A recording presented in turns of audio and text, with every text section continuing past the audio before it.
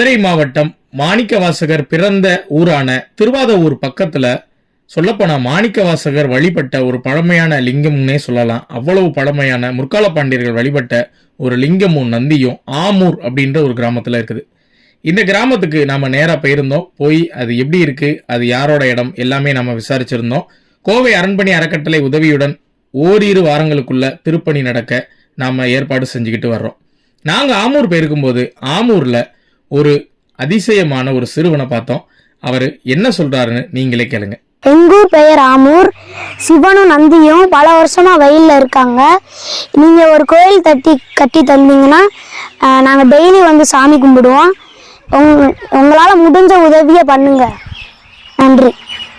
தம்பியோட பேரு சஸ்வந்த். சஸ்வந்த்க்கு வாழ்த்துக்கள் தெரிவிக்கணும்னா மறக்காம கமெண்ட்ல வாழ்த்துக்கள் தெரிவிங்க. முடிந்தா உதவுங்க, இல்லைன்னா இந்த காணொலியை நிறைய பேருக்கு ஷேர் பண்ணுங்க. அதுவே நீங்க செய்யற மிகப்பெரிய உதவின்னு நான் நினைக்கிறேன்.